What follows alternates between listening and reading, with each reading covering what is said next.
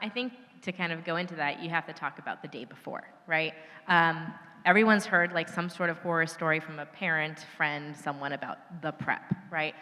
And ultimately, what it is the day before your procedure, we need to adequately see your colon.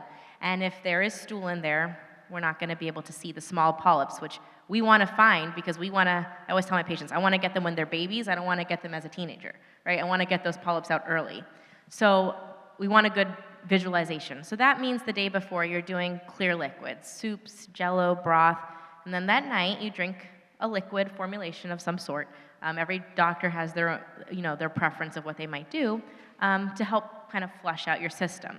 The next day you come in, you'll talk to the anesthesiologist, so you get sedation, right?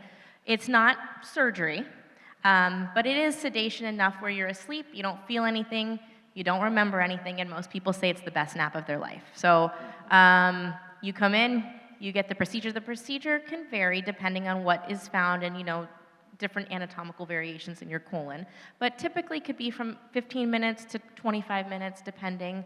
Like I said, you're asleep. We do take a long, flexible tube with a light and a camera, and we're just evaluating your colon. And what we're looking for is any abnormal growth. Those are polyps, and if we see them, we'll biopsy them or essentially cut them out. And I think that's one of the things that makes colonoscopies very different than other screening modalities, because we can actually remove something if we find something.